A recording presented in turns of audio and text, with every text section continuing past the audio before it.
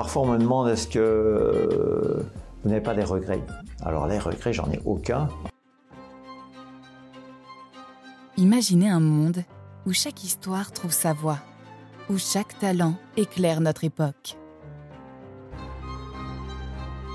Raconte est un média digital natif à l'écoute de notre temps.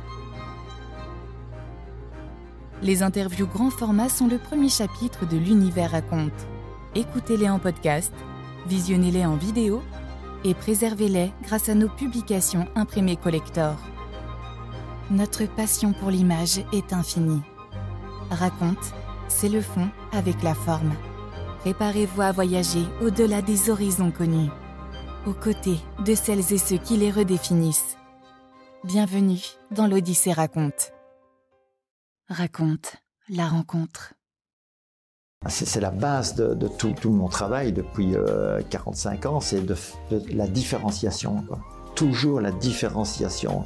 Qu'est-ce que les autres font et je vais faire autre chose. Raconte, la rencontre. Bonjour Jean Galère. Bonjour. Bienvenue sur Raconte. Mais merci de m'accueillir. Écoute, on se tutoie dans la vraie vie, donc je propose qu'on fasse l'interview en continu sur le tu. Voilà, allons-y. Allez, et puis c'est à Liège aussi, on a l'habitude de ça. Comment vas-tu? Mais je vais très bien, en fait, j'ai jamais été aussi heureux. Donc j'ai traversé évidemment une période difficile parce que faire une croix sur 42 ans de sa vie, c'est pas évident. Mais derrière, il y avait une page blanche. Et donc après avoir tourné un beau livre de 42 ans, nous avons réouvert un autre et nous sommes, mon épouse et moi, puisque nous sommes indissociables, dans ce beau livre dans lequel nous écrivons chaque jour une nouvelle page depuis un peu plus de 5 ans.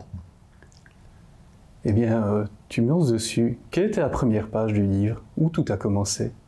Alors le premier livre, la première page, donc pour la chocolaterie Galère, là c'est une petite annonce, chocolaterie à vendre 120 000 francs, donc pour les moins jeunes, ça veut dire quelque chose, les autres ça veut rien dire du tout, donc c'est l'équivalent de 3 000 €. Donc une entreprise à vendre pour 3 000 €, c'est vraiment rien du tout, mais quand vous avez rien dans votre poche, c'est beaucoup d'argent. Et donc je suis allé voir et j'ai vu qu'un jeune avait commencé depuis 6 mois la production d'un gros bâton de chocolat artisanal. Et pour moi c'était une révélation, puisque jusque-là je pensais que le jeune que j'étais, 21 ans, qui commençait une chocolaterie, était limité à une gamme de pralines et que les bâtons et les tablettes s'étaient réservés aux grosses entreprises telles Côte d'Or et autres Jacques. Et puis là, je vois qu'avec très peu d'argent, très peu de moyens, on peut commencer une production de bâtons et de tablettes. Très enthousiaste, je suis rentré chez mes parents, ma marraine a participé, mes parents, et c'est ainsi qu'on a pu réunir cette somme. Et avec la camionnette du laitier, on a transféré le matériel où il n'y avait pas grand-chose. Il y avait un frigo qui était trop humide, il y avait un batteur qui tournait trop vite, il y avait des moules qui ne convenaient plus, des recettes à changer, mais il y avait cette idée merveilleuse du gros bâton de chocolat artisanal. Et quelques jours plus tard, on commençait l'aventure et tous les bâtons étaient emballés à la main, un à un, par ma maman. Et dès le départ, ça a bien marché en chiffre d'affaires. Les premières années, 1 million, et puis 5, 10, 18, 25, donc une croissance très rapide. Ça, c'est vraiment la première page du premier livre de la chocolaterie Galère. Et c'était en quelle année cette première page? Donc 1976, juin 76. Et avant ça, tu as fait une formation, des études dans le domaine du chocolat, ou tu as un peu voyagé, ou un apprentissage? Un peu de tout, donc en 1971, je quitte l'école d'hôtellerie, j'étais un très mauvais élève, en fait je ne voyais pas ce que je faisais là, aucun sens à ma vie.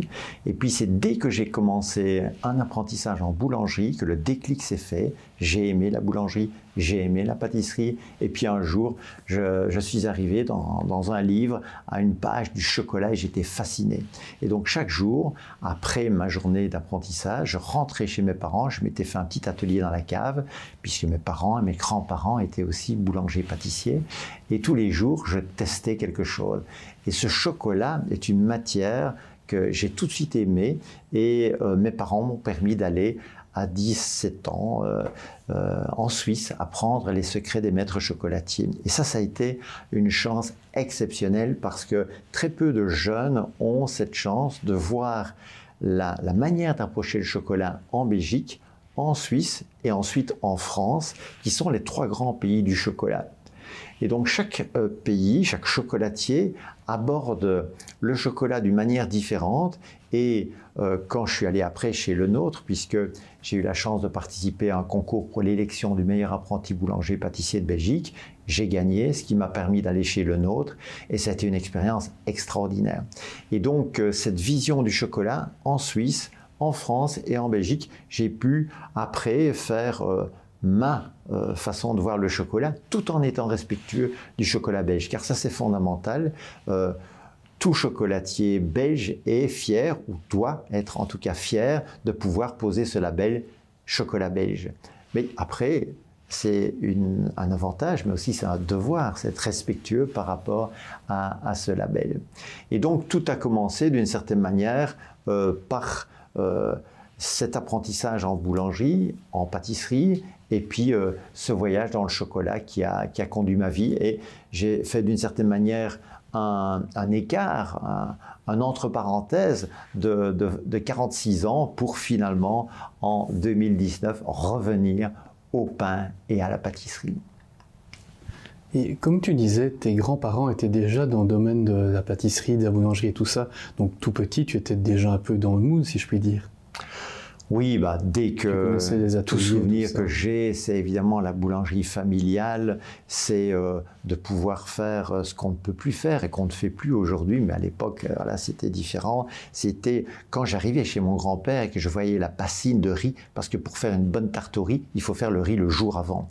Et donc on fait le riz, et aujourd'hui, bien sûr, avec les mesures d'hygiène qui sont celles du XXIe siècle, le riz, dès qu'il est fait, il est couvert, il est mis au frigo jusqu'au lendemain.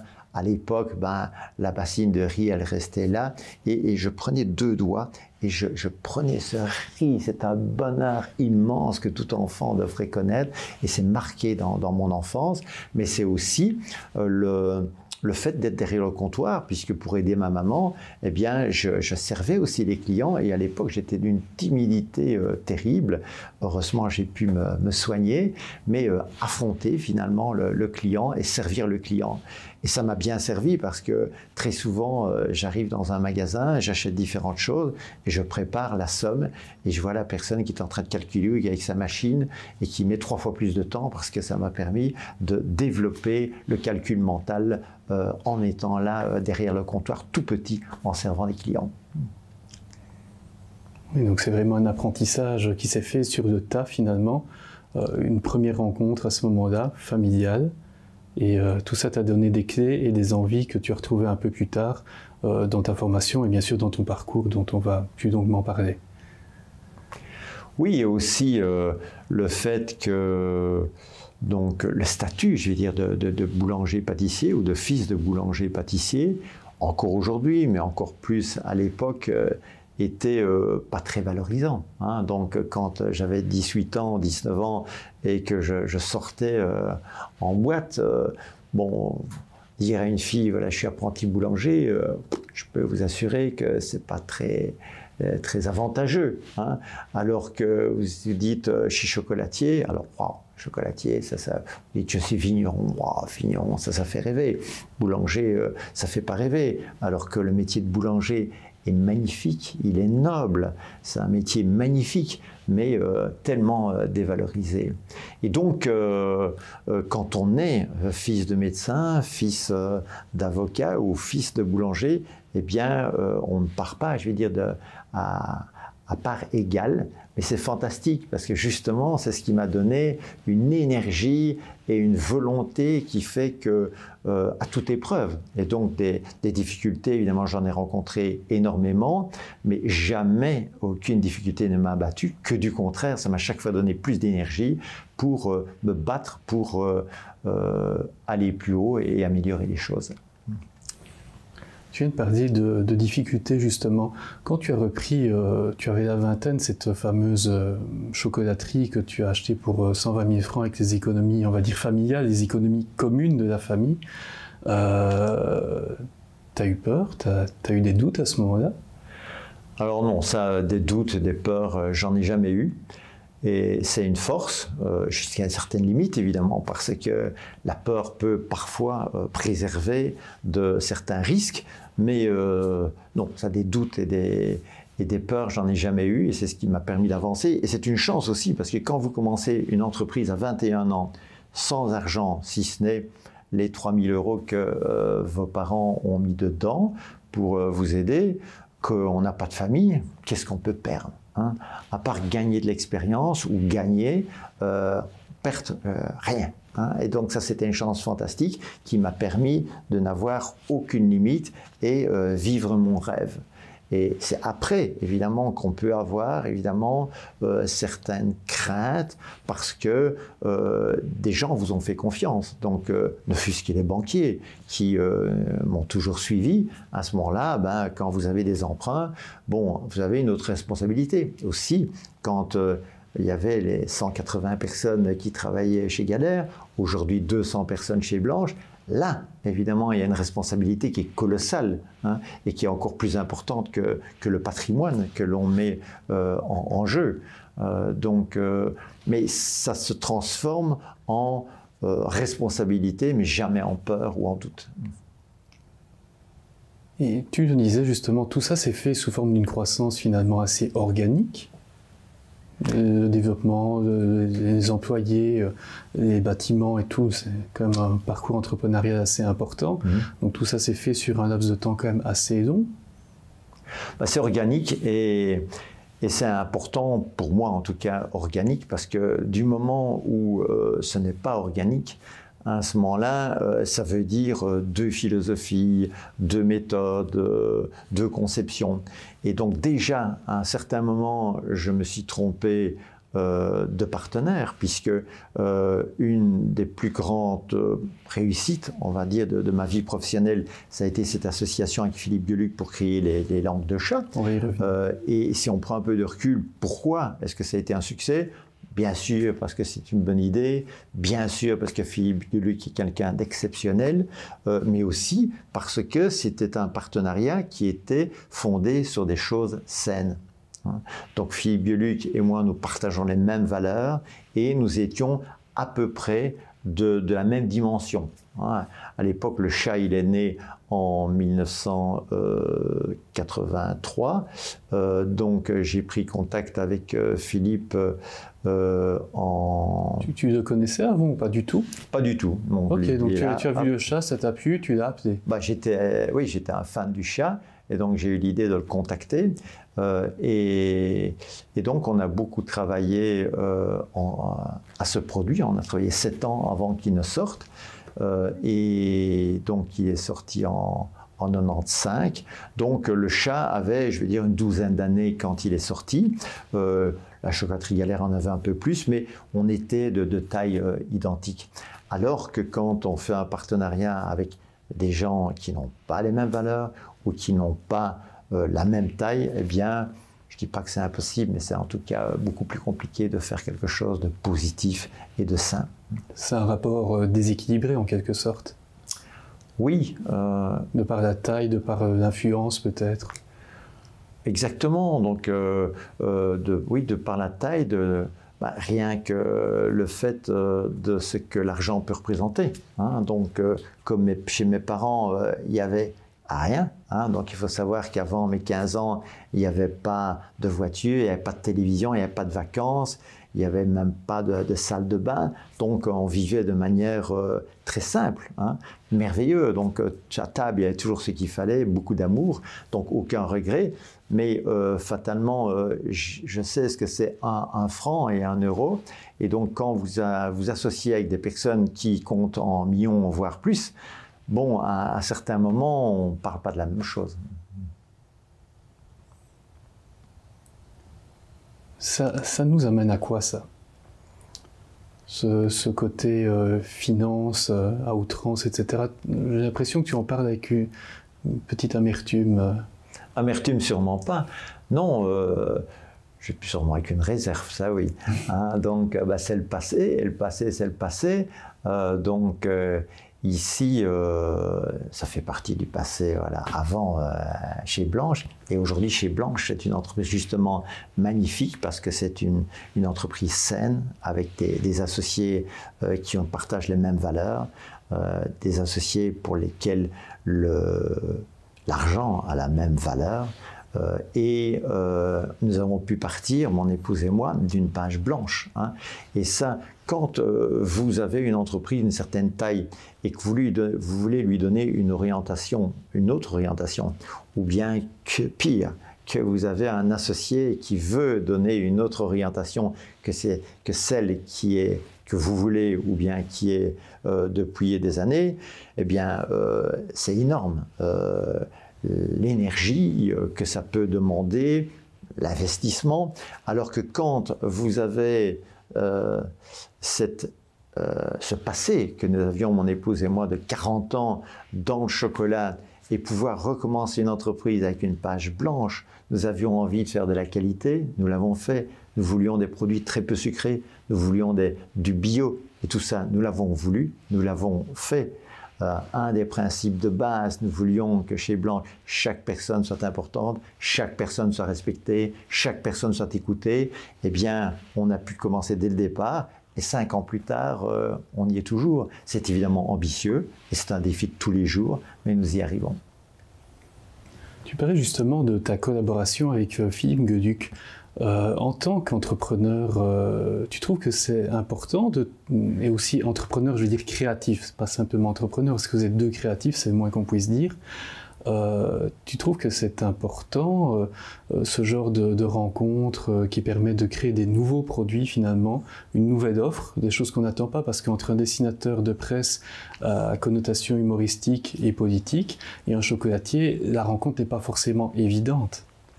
Ben là, si on regarde autour de nous, nous voyons plein de produits en fait. Hein. Donc on n'a rien inventé. Des collaborations entre, voilà, j'ai failli dire des noms, mais non, entre des dessinateurs et des chocolatiers, mais il y en a eu plein. Mais voilà, 9 fois sur 10, c'est du rafistolage, quoi. On prend un chocolat et on plaque un emballage dessus. Bon, ça c'est... Enfin, non, ici, c'est vraiment 2 créatifs, 2 amoureux qui se mettent ensemble et qui se disent qu'est-ce qu'on va faire qui n'existe pas. Et c'est ça qui est génial, et je pense que c'est ça qui a fait le succès, puisque ce sont des millions de langues de chat que nous avons vendues. Et donc, si c'est pour... oui, si c'est juste une idée, on plaque un truc, ben c'est du marketing, et ça, c'est juste pas possible. Tu étais aussi très attentif parce que je pense qu'en Belgique, en tout cas, tout le monde a connu les chocolats Galère, notamment aussi par cette utilisation assez intelligente d'un code couleur. Tu vendais des petites tablettes clairement identifiables et chaque arôme avait une couleur bien spécifique. C'était une sorte de nuancier Pantone que tu retrouvais dans les magasins. C'était très identifiable. C'est un truc que tu as développé toi ou tu as été entouré de conseils pour ça ? Alors ça, c'est 100% mon épouse, c'est elle qui a eu cette idée géniale, parce que tu parles de Pantone, oui, mais moi ça me fait penser à la boîte de crayons de couleur. Aussi. Et tout enfant, ça le fait rêver, une boîte de crayons de couleur, toutes ces couleurs comme ça. Et c'est ça qui faisait le génie de cet emballage. D'ailleurs, ces emballages sont dans un musée du design à Copenhague. Donc c'est quand même, je ne sais pas combien il y a d'emballages en général ou de chocolat qui sont dans les musées du design, mais ceux-là, ils y sont. Donc c'était absolument génial. Donc, et chacun y voyait justement sa boîte de crayons de couleur, sa gamme de Pantone, mais en effet, et beaucoup de personnes me disaient, moi je prends le mauve. Ils ne disaient pas, j'achète les cafés liégeois. Je prends le mauve. Oui. Je prends le mauve, quoi. Hein. Donc c'était fantastique. Tu en avais combien comme ça ? Oh ben on en a sorti beaucoup, mais on en avait en moyenne 25 sortes différentes. Oui. Et alors ce qui est marrant, c'est que tous nos concurrents, parce qu'il y en a plein qui ont fait la même chose, enfin ils essayaient de faire la même chose, et donc tous ont commis la même erreur. Ils prenaient les 6 meilleures ventes, parce qu'évidemment tous ne se vendent pas de la même manière. Ils prenaient les 6 meilleures ventes, ils allaient chez nos clients et ils disaient c'est la même chose que Galère, c'est moins cher. Il n'y en a pas un seul il serait dit, tiens, peut-être que l'effet de gamme, ça joue. 2, je vais faire meilleur. Non, tous. C'est la même chose que Galère et c'est moins cher. Et résultat, après maintenant 45 ans, il n'y en a plus un seul qui existe. Quoi. Là, tu envoies un message d'espoir à tous les graphic designers, je crois. Ben, je pense que si j'envoie un message, c'est surtout... c'est la base de tout mon travail depuis 45 ans, c'est de la différenciation, quoi. Toujours la différenciation. Qu'est-ce que les autres font et je vais faire autre chose. Donc, non pas pour le plaisir de faire autre chose, encore que si, hein, rien que ça, j'ai fait autre chose que les autres, mais aussi parce que on se met hors jeu, hors marché. Donc, je ne sais pas si tu connais le livre L'Océan bleu. En 2 mots, c'est quoi? L'océan, il y a tellement de concurrence que c'est plein de requins et l'océan, il devient rouge. Et puis, celui qui s'est trouvé en dehors du marché, eh bien, il a devant lui un océan bleu. Et avec Chez Blanche, donc le chocolat, ça existe depuis 3000 ans, mais sur Sapré, en 2020, nous avons sorti un bâton de chocolat belge, bio, fourré, très peu sucré, de grande qualité. Il n'y en a pas un deuxième. Hein. Donc il y a encore moyen aujourd'hui d'innover. Justement, en parlant d'innovation, toi qui es dans le chocolat depuis plus de 40 ans maintenant, comment tu vois une évolution du marché? On va vers du mieux, on va vers du moins bien, parce que tu as connu, on va dire, au tout début, le chocolat très artisanal, mais on a entre-temps eu l'industrialisation à outrance, donc il y a eu plein de choses, de dérives, etc. Quel est ton regard sur l'évolution du produit en tant que tel? Alors très clairement, on va vers un mieux. Ça, c'est clair et net. Alors, il y a des choses qui ne vont pas bien, c'est sûr, mais un exemple concret, dans les années 80, je m'étais battu, et je veux dire la Belgique, les chocolatiers belges en général se battaient contre la possibilité de mettre une matière grasse végétale autre que le beurre de cacao dans le chocolat, puisqu'à l'époque, l'Europe, si je me souviens, c'était l'Europe des 15, et donc il y avait 8 pays dans l'Europe où les chocolatiers pouvaient mettre de la matière grasse végétale et 7 pays dans lesquels on ne pouvait pas. Il fallait harmoniser, on harmonisait vers le bas ou vers le haut. Bon. Malheureusement, on a harmonisé vers le bas. Et quand on regarde les 7 pays dans lesquels on ne pouvait pas, c'est les 7 pays de l'époque de l'Europe où il y a de la gastronomie. La France, la Belgique, l'Espagne, l'Italie, et la Grèce et sûrement pas les autres pays. Mais on peut être très fiers puisque nous, chocolatiers belges et les politiciens belges se sont battus et on a été les derniers mohicans. Bon. Mais quand j'ai vu que la cause était perdue, j'étais pas du tout effrayé. Pourquoi? Parce que le consommateur belge a l'habitude de manger de la qualité parce que depuis plus de 100 ans, il mange le chocolat de chez Callebaut, il mange le chocolat de chez Côte d'Or, qui sont d'une excellente qualité. Et donc, il ne faut pas leur en raconter. Et donc, aujourd'hui, donc 20 ans ou 30 ans après que ces règlements soient passés, il n'y a toujours pas de matière grasse végétale dans le chocolat en Belgique. Pour 2 raisons. D'abord, le consommateur ne le refuserait. Et la deuxième raison, c'est que je pense que l'image de ces entreprises, ils tiennent à leur image et tout de suite, elle serait abîmée. Donc ça, c'est une chose. La deuxième chose, c'est que le chocolat, quand je suis rentré dans le monde du chocolat, on parlait de chocolat blanc, lait et noir. C'est tout. Aujourd'hui, mais c'est inimaginable ça. On parle de l'amertume, on parle des origines, on parle du pourcentage, on parle de la qualité de ce chocolat. Par exemple, chez Blanche, on fait un chocolat blanc exceptionnel. Donc, beaucoup de gens n'aiment pas le chocolat blanc parce qu'ils estiment que c'est trop sucré, à juste titre. Un chocolat blanc, c'est entre 40 et 50% de sucre. Nous avons sorti un chocolat à 27% de sucre. Le chocolat blanc le moins sucré au monde. Et donc, on peut aller toujours plus loin. Et donc, aujourd'hui, bien sûr, il y a des chocolats de faible qualité aujourd'hui sur le marché avec un prix abordable pour que tout le monde puisse manger du chocolat. Mais globalement, le niveau s'est amélioré. Notamment parce qu'il y a de la concurrence. parce que ici, si on prend les chiffres qui sont assez incroyables, combien y a-t-il de boulangeries-pâtisseries en Belgique? Environ 4400. Il en disparaît tout le temps. Combien est-ce qu'il y a de chocolatiers en Belgique? Donc des magasins de chocolat en Belgique? Plus de 2000. Donc 2000 magasins de chocolat pour 4400 boulangeries, c'est complètement débile. Mais le côté positif de la chose, c'est qu'il y a une concurrence mais inimaginable en chocolaterie qui fait que si vous voulez exister, vous devez tirer vers le haut. C'est pas un qui va se dire ben, je vais faire moins cher que Leonidas et donc ça va marcher. Non, celui qui penserait ça directement, il peut arrêter. Donc c'est tirer vers le haut et donc le niveau du chocolat au niveau mondial, parce que tout à l'heure je disais que les 3 grands pays du chocolat, France, Belgique et Suisse, mais il y en a d'autres qui montrent le bout du nez. Au niveau mondial, le niveau augmente. Raconte, où chaque format donne vie à une histoire. Tu viens justement de parler des 3 pays, la France, la Belgique et la Suisse. Tu as étudié dans les 3 pays.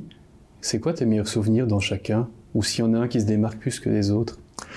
D'abord, la Suisse, se retrouver à 17 ans en Suisse, je me revois encore en train de prendre ma grosse valise, prendre le train pour aller jusqu'à Bâle. Donc c'est une expérience inimaginable. J'ai dit donc chez mes parents, on vivait de manière très simple. Et donc c'est peut-être la première fois que je sortais de ma province de Liège pour me retrouver en Suisse alémanique, avec des habitudes tout à fait différentes. Donc j'ai découvert, ça a été fantastique, ça a été une explosion. Donc ça c'est un souvenir fantastique. Me retrouver chez Le Nôtre à Paris, mais c'est inimaginable. Et donc ces deux entreprises avaient au moins un point commun, c'est la recherche de la perfection. Hein. Donc ça c'est le point commun. Mais la perfection, elle est où et comment l'atteint-on? Puisque avant que je ne quitte, je vais dire, le giron familial, la vérité, c'était quoi? C'était ce que mon père faisait. Mais après, je me suis rendu compte qu'il n'y avait pas une vérité. Il y en a 2, il y en a 4, il y en a 10, il y en a 1000 de vérités. Et puis alors après, il faut chacun trouver sa vérité, mais en tout cas, donc ces expériences ont été fantastiques. Et puis on voit l'évolution. Tu me demandais l'évolution. Il y a 50 ans en France, les chocolatiers et le public et la presse, en parlant du chocolat blanc, mais ils rigolaient. Bon, le chocolat blanc, bon, ça c'est pour les Belges, c'est pas du chocolat. Bon. Et aujourd'hui, tous les chocolatiers, tous les pâtissiers français utilisent le chocolat blanc. Hein. Donc c'est une évolution intéressante. Et en Belgique, j'ai appris évidemment beaucoup de choses sur le chocolat. Donc si on résume en quelques mots, en Suisse on est sur la douceur, on est sur le chocolat au lait, on est sur l'amande. En France on est sur la pureté, le chocolat noir à l'extrême avec les ganaches. Et en Belgique, on est à l'image du peuple, c'est la diversité. Plein de chocolat, il y a de tout. Il y a du chocolat blanc, du lait, du noir, il y a des pralinés, il y a des ganaches. Tout ça est gourmand, hein, c'est la gourmandise. Pour en revenir plutôt au côté entrepreneur maintenant, tu as cité aussi quelques maisons très connues, antérieures à la tienne. Tu n'as jamais été, on n'a jamais essayé de te débaucher? Non, sûrement pas. Hein. Je dirais même à l'inverse, c'est que quand le livre de la chocolaterie Galère, je sentais qu'il allait se refermer, avant de penser à Chez Blanche, j'ai pensé peut-être devenir consultant et mettre mon savoir au service d'un chocolatier. Et là, je n'ai pas trouvé d'écoute, que du contraire. Donc, j'étais assez étonné de ça, puisque d'une certaine manière, je voyais certains chocolatiers qui avaient un très bel outil, mais dont l'approche pouvait être améliorée, on pouvait faire des choses, mais pas du tout. Hein. Donc, je pense qu'il y a une fierté, bien placée, pas bien placée, qui font que non, pas du tout d'intérêt, d'où le fait que en novembre 2020, avec de tout petits moyens, nous avons recommencé dans le chocolat avant de grandir. Et justement, on saute du coq à l'âne. La création de Blanche, tu l'as fait suite finalement au départ un peu, on peut dire, je pense, un peu contraint de la maison Galère, la maison que tu as fondée. Si c'est pas indiscret, comment ça s'est passé? Ça doit être assez difficile. La séparation ou la création? L'un amène l'autre, j'ai envie de dire, parce que cette séparation a fait une création par la suite. Mais si on reprend dans l'ordre, on peut parler d'abord de la séparation. Oui, la séparation, parfois on me demande est-ce que vous n'avez pas des regrets? Alors les regrets, j'en ai aucun, tout simplement parce qu'à l'époque, nous avions tout. Avec mon beau-fils, on était parfaitement complémentaires et on aurait pu développer cette magnifique entreprise de manière colossale. On avait tous les atouts, mais on a tout fait pour essayer de la racheter.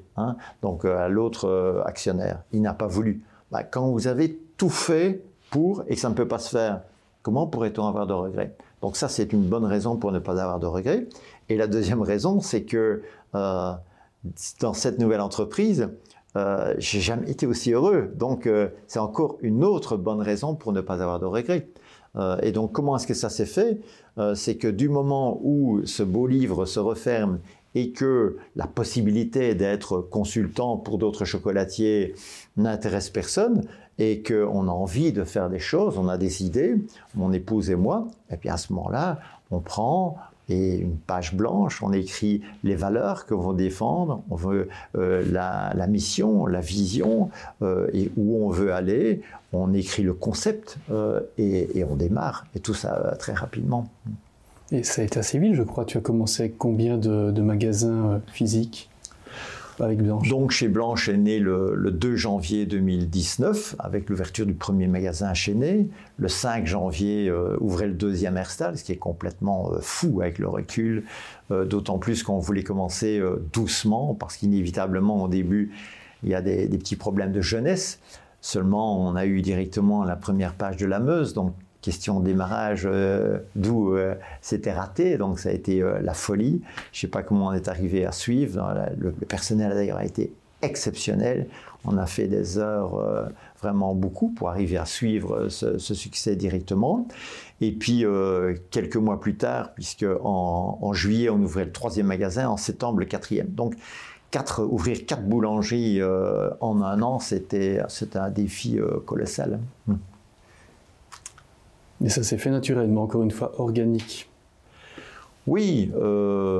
Tu cherchais, en fait, il y avait des commerces à remettre par les emplacements, tu avais des vues, il y avait un plan stratégique? Alors, Herstal, nous avons repris une boulangerie existante pour le matériel, à Crisnay aussi. Le 4e, donc, c'était pour les ateliers, pour assurer cette croissance qui était rapide. Les 2 autres, là, on est parti vraiment de rien. Et c'est la stratégie après, parce que finalement, quand on reprend une boulangerie, eh bien, on ne fait pas la même chose que l'autre. Et donc, la clientèle qui vient là-bas, parfois depuis 30 ans, peut-être même plus, parce qu'il y a des boulangeries, c'est la 2e génération, voire la 7e génération, et vous arrivez avec d'autres choses, et les gens sont déçus.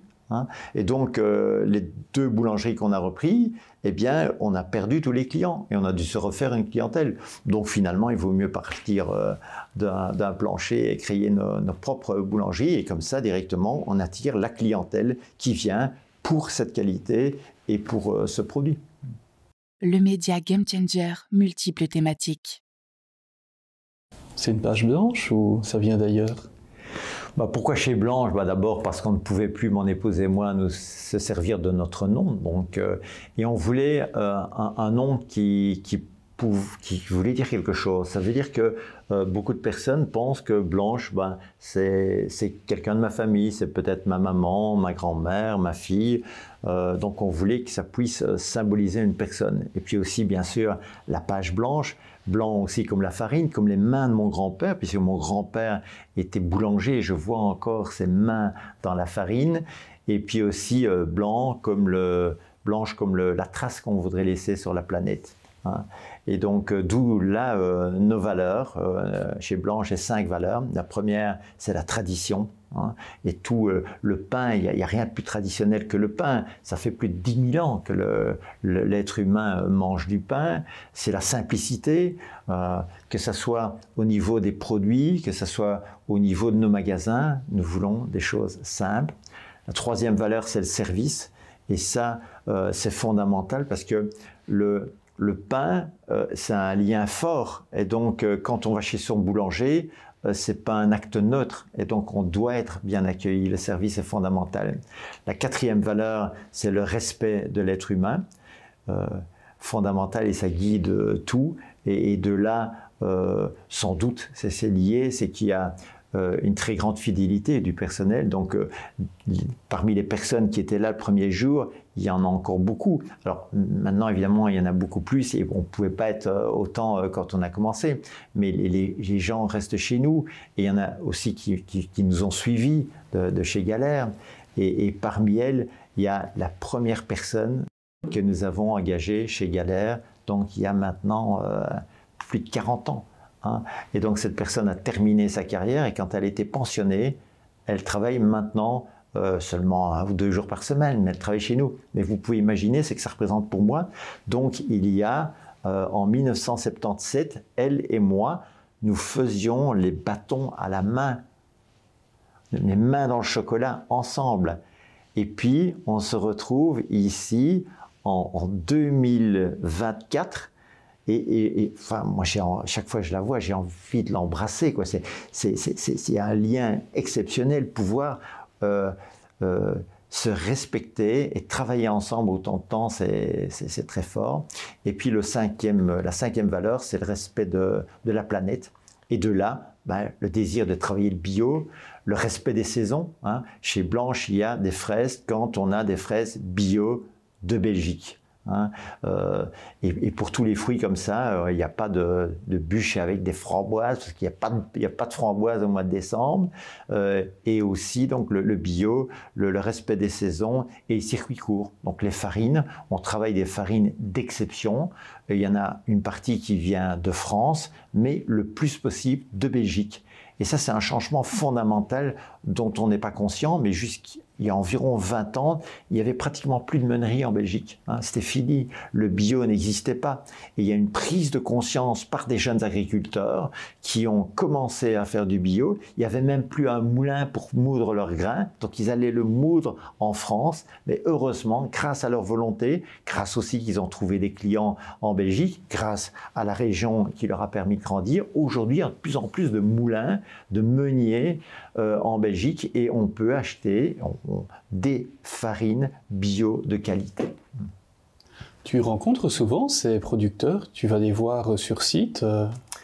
Alors oui, je les rencontre très souvent et d'ailleurs non seulement oui, je les vois chez Blanche, mais aussi je suis allé chez eux voir leurs grains, voir leurs moulins et même jusqu'en France, pendant des jours pour comprendre ce que c'est du blé.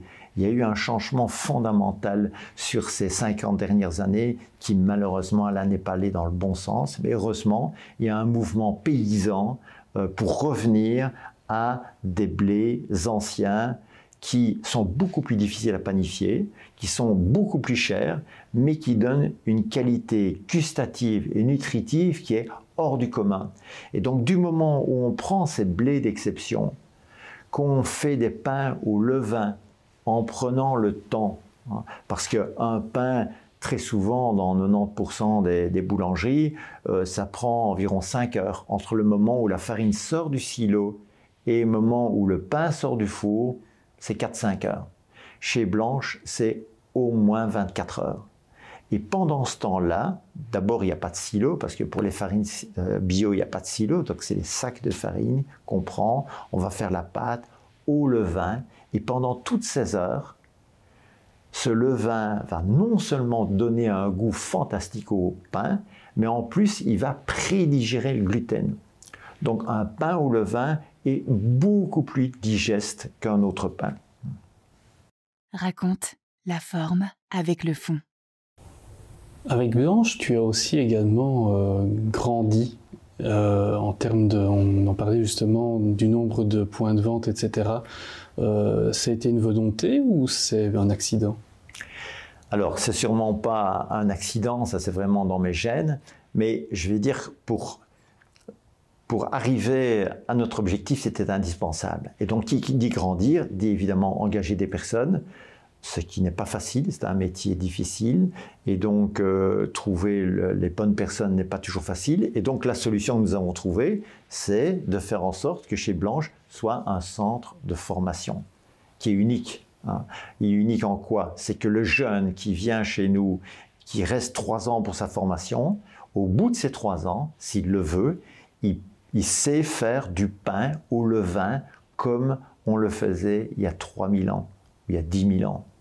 Il sait faire de la pâtisserie dans la plus pure tradition au beurre. Et il sait faire du chocolat en partant de la fève. Chez Blanche, nous faisons notre chocolat en partant de la fève de cacao. Et donc, il sait travailler le chocolat de la fève jusqu'au produit. Et ça, c'est unique en Belgique. Donc, nous avons, grâce à ce centre de formation, pu former des dizaines et des dizaines de jeunes qui en général restent, la plupart de chez nous restent. Il y en a même quelques-uns qui sont partis puis qui sont revenus après quelques mois. C'est fondamental parce que ces jeunes, on les voit grandir. Donc tu as parlé de grandir, mais ça c'est fondamental. Donc parmi les objectifs de mon épouse et de moi dès le départ, c'est d'avoir un personnel où chaque personne est importante et on lui dit chaque personne est respectée, mais de pouvoir faire grandir les personnes. Parce que aller travailler, bien sûr, tout le monde doit travailler, tout le monde doit gagner sa vie, mais si en plus vous pouvez grandir, alors votre vie est tout à fait différente. Et dernièrement, quelqu'un m'a demandé, mais vous n'allez pas grandir, vous allez arrêter? Mais je dis non, on va encore ouvrir des magasins, mais vous préféreriez pas rester à taille humaine? Et je lui dis, mais c'est quoi une taille humaine? Chez Blanche, il y a 200 personnes. Je connais le prénom de chaque personne. Et très souvent, même le prénom du conjoint ou de la conjointe. C'est pas ça, être humain. Donc, il y a des entreprises où il y a 5 personnes qui ne sont pas humaines. Et aujourd'hui, notre défi, c'est de grandir et de rester une entreprise humaine où chaque personne compte. Il y a un côté mentorat, en fait. Oui, ça c'est clair. Ça c'est clair. Et dès que j'ai commencé à travailler, parce que quand j'étais à l'école d'hôtellerie, donc directement je travaillais le week-end, et je me souviens encore comme hier, les personnes, je ne me rendais pas compte à l'époque, mais le maître d'hôtel ou bien le chef de cuisine qui me prenait sous son aile et qui m'apprenait des choses. C'est fantastique, je me souviens de ces personnes. Je ne me souviens pas des professeurs qui déroulaient leurs cours et que je me disais, mais qu'est-ce que je fais là sur un banc? Pas tout le monde, hein. Il y avait des professeurs fantastiques dont je me souviens encore aujourd'hui. Hein. Mais ces mentors, comme tu dis, donc que ce soit en cuisine, que ce soit en salle, que ce soit après en pâtisserie ou en chocolaterie, c'est eux qui m'ont fait grandir. Et aujourd'hui, ce n'est que justice de faire la même chose, de faire grandir les autres. Raconte, le média intimiste, mais pas indiscret. Après le pain, le vin, une autre étape encore, une autre page. Oui, elle n'est pas blanche, elle est plutôt rouge ou blanche. Ouais. Oui, le vin, c'était un vieux rêve pour mon épouse et pour moi d'avoir un jour un vignoble, mais comme tant de Belges, on voyait ce vignoble en France. Et puis le temps passe. Tu voulais aller t'expatrier là-bas en fait? Non, expatrier non, mais plutôt prendre la voiture ou l'avion tous les week-ends, y aller. Et donc ça, c'était pensable dans les années 70-80. Aujourd'hui, c'est inimaginable. Hein. En tout cas, ma conception. Hein. Prendre l'avion ou la voiture pied au plancher tous les week-ends, c'est inimaginable. Et donc, vu cela, mais aussi vu le réchauffement climatique, hein, nous avons fait analyser un peu de terre que nous avions à l'époque Et on s'est rendu compte qu'on avait un terroir fantastique. Et donc, nous avons planté des vignes. J'étais déjà amoureux du vin, puisque à l'époque, j'avais suivi des cours d'énologie pendant 20 ans. Donc, le vin, je pense que je le connaissais. Maintenant, ce n'est pas parce que vous connaissez le vin que vous savez faire du vin. Donc là, lire des dizaines et des dizaines de livres, aller chez les vignerons, les écouter, comprendre, travailler les week-ends pendant 3 ans, et puis m'entourer de spécialistes. Hein. Donc, ici vient le plus grand spécialiste au monde des sols. On l'appelle partout dans le monde. Des énologues. J'ai rencontré comme ça des gens fabuleux, et notamment les 4 plus grands énologues au monde. On les appelle les Flying Winemakers. Hein. Pourquoi? Parce qu'ils sont plus souvent dans des avions que dans leur lit. Hein. Et donc, il y en a un très médiatisé, donc je n'avais pas envie de le rencontrer. 2, bon, leur tête ne me disait rien, donc non. Et puis le 4e, le gars à qui vous avez envie de partir en vacances. Et donc, c'est évidemment lui que j'ai contacté. On s'est rencontrés à Paris. Il m'a dit, je viens te voir. Il a tenu parole. Et donc, c'est donc Stéphane de Renoncourt, un type fantastique, qui m'a fait grandir et gagner beaucoup, beaucoup de temps pour arriver à la qualité que je voulais. Et donc, le vin, comme le pain, comme le chocolat, c'est à l'infini. Vous pouvez tout le temps vous améliorer, vous pouvez tout le temps plus connaître, puisque tout commence dans la terre, et puis ça grandit. Vous êtes soumis aux aléas de la nature, hein, vous êtes dépendant de la nature, et puis quand vous avez ce fruit que la nature vous offre, eh bien à vous de le transformer. Et donc à ce moment-là, de manière, si possible, humble, il faut en faire le meilleur, puisque le fruit vous est offert, et puis à vous de le transformer. Mais je crois savoir que tu as aussi une façon de travailler presque comme un alchimiste, un peu, parce que tu fais parfois des toutes petites cuvées de 2 ou 3 bouteilles pour faire une expérience, un test ou quelque chose comme ça. Oui, une des particularités de Septentrionès, c'est que nous avons aujourd'hui 38 cépages. Et donc, je ne sais pas combien il y a de vignobles dans le monde qui ont 38 cépages, mais je pense que c'est assez peu fréquent, hein, puisque les vignobles très connus, comme la Champagne, la Bourgogne, le Bordelais, etc., bah, c'est environ 3 cépages, parfois 4 ou 5. Hein. Donc ici, c'est complètement hérétique. Et donc, l'idée au départ n'était pas de vouloir diversifier autant, mais l'idée c'est de se dire je ne veux pas passer à côté d'un cépage, après de se dire un regret, justement, jamais de regret, un regret de se dire ça c'est dommage de ne pas l'avoir testé. Donc après avoir planté 600 pieds la première année en 2009, nous avons planté 15 pieds de différentes sortes. Et heureusement qu'on a fait ça, parce que par exemple le muscat qu'on retrouve en Alsace, qui est presque une évidence, eh bien ici, on n'a pas beaucoup de résultats avec. Alors que la Syrah, hein, quand j'ai planté de la Syrah, je me suis fait traiter de fou, hein, mais vraiment de fou, alors que la Syrah, elle se plaît bien ici en Belgique, et on a des résultats fabuleux, et beaucoup de vignerons en sont venus regarder, goûter, et ont depuis lors planté de la Syrah. Donc maintenant, il y a pas mal de Syrah en Belgique. Et fort de ça, je me suis dit, mais est-ce que je m'arrête là? Non. On va un petit peu plus loin, au sud, et avec le Côte, qu'on appelle aussi le Malbec, dans le sud-ouest, merveilleux. Et d'ailleurs, c'est un des premiers cépages qui débourre, donc on n'a vraiment pas de problème de maturité avec le Côte. Et puis après, fort de cela, je me suis dit, j'adore le Sangiovese, on va essayer, on plante quelques pieds. Donc là, je n'ai pas encore le résultat parce que c'est trop frais, mais donc on en arrive à avoir beaucoup de cépages. Et au départ, je ne voulais pas faire d'effervescent parce que je ne maîtrisais pas. Et puis, le hasard de la vie a fait que notre énologue qui travaille pour Septentrionès est champenois d'origine, donc il maîtrise la fermentation. Et donc, bien sûr, on a fait des bulles. La première année, seulement 26 bouteilles, et puis 70, 200, et puis 600 bouteilles. Mais je ne voulais pas faire une copie du champagne. Hein. Et donc, nous avons dans nos bulles 30 cépages différents. Donc, vous avez une palette aromatique, mais c'est incroyable. C'est un peu un leitmotiv de ta carrière, finalement. Tu es un peu un explorateur gustatif, en quelque sorte, si on devait te résumer. Oui. De chocolat, de pain, maintenant de vin. un des reproches que mon personnel me fait, c'est que souvent les choses changent et je les comprends. Hein. Donc parfois je déstabilise un petit peu parce que je vais aller trop vite. Donc dans le vin, en effet, on a fait des cuvées de 5, de 10 litres, de 15 litres pour faire des essais.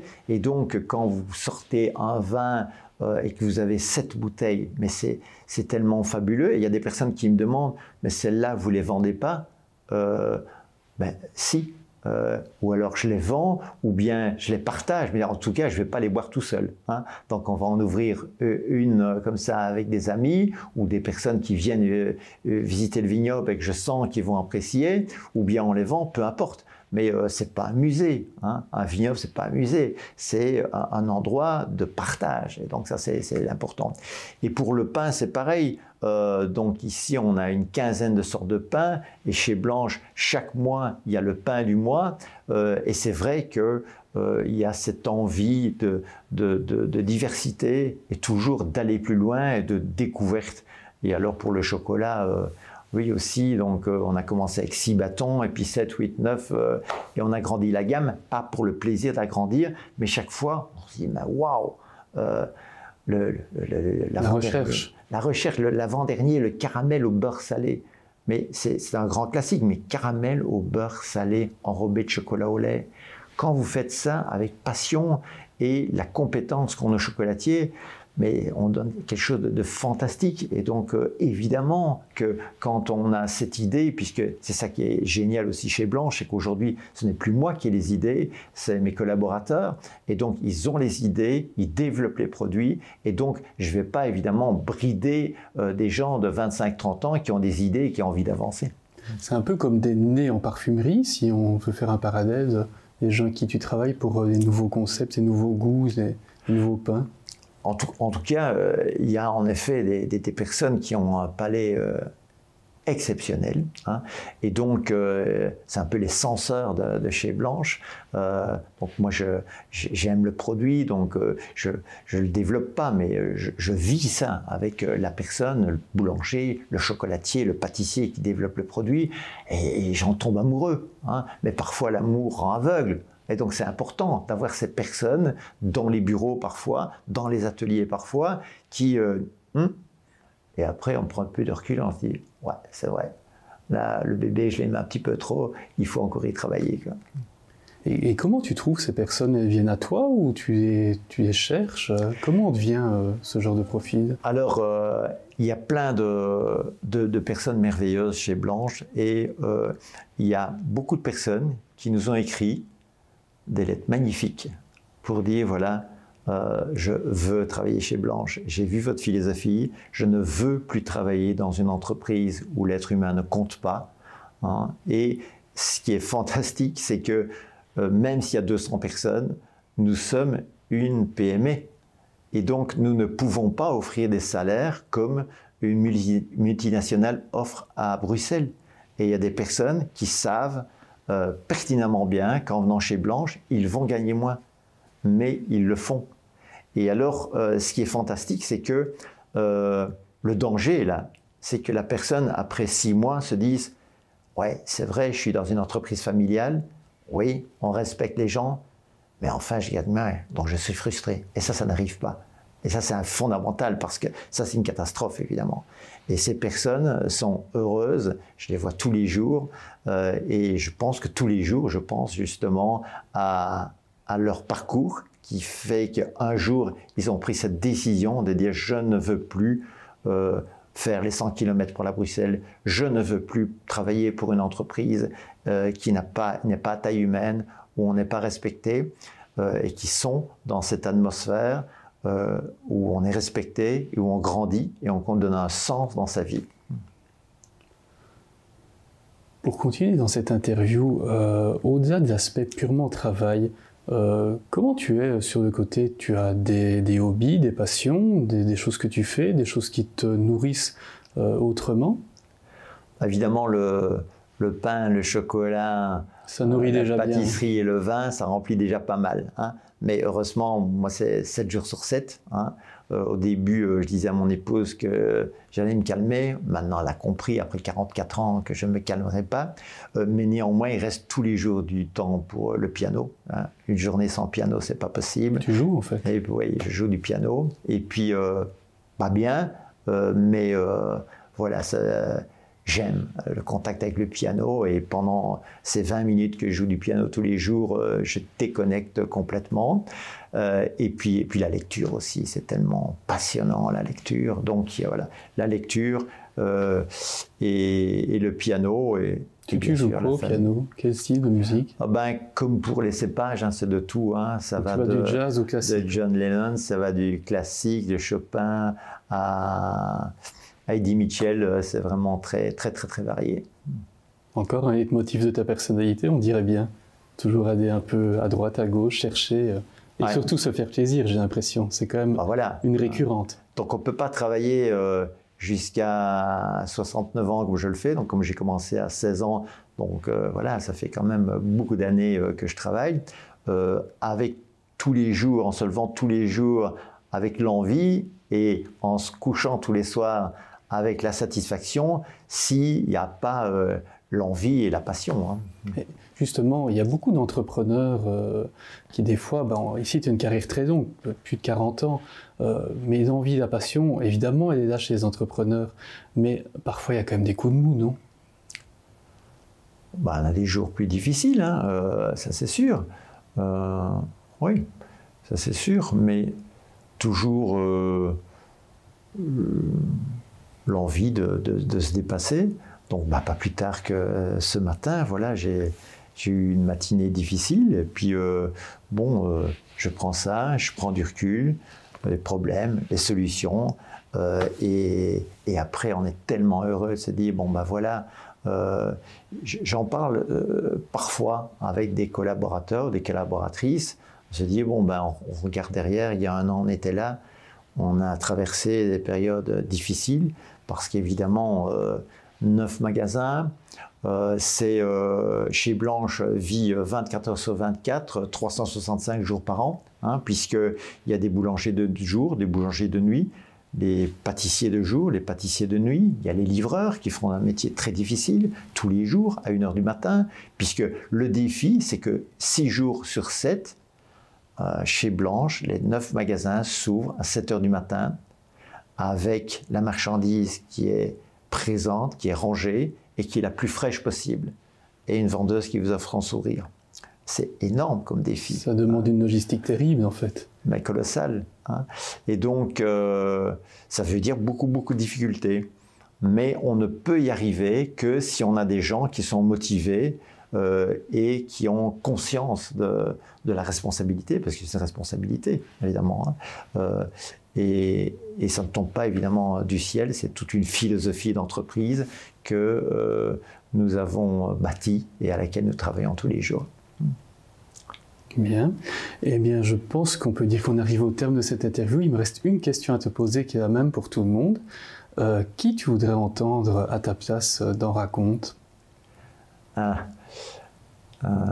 Évidemment, quelqu'un de passionné, quelqu'un dont je pourrais apprendre des choses, et parfois des gens qu'on connaît ou qu'on croit connaître. Et donc, je dirais Amélie Nothomb. Hein, c'est une personne que j'apprécie beaucoup, que j'ai eu la chance de rencontrer quelques fois, mais je la connais tellement peu que j'aimerais qu'elle soit à ma place. Eh bien, l'invitation est lancée, je dirais. Merci Jean Gader. Raconte, s'écoute, se lit et se regarde. Merci pour votre écoute. Retrouvez nos photographies et écrits sur raconte.media ainsi que sur nos réseaux sociaux. Raconte est une création originale d'Anthony Dehaye et Michel Bourgeois, du studio DB Création, spécialisé en design de marque et photographie. Vous avez apprécié cette rencontre ? Partagez-la sur vos réseaux sociaux et laissez-nous une note sur votre plateforme préférée. Cela contribue réellement à la visibilité de Raconte. Une suggestion d'invité ? Écrivez-nous.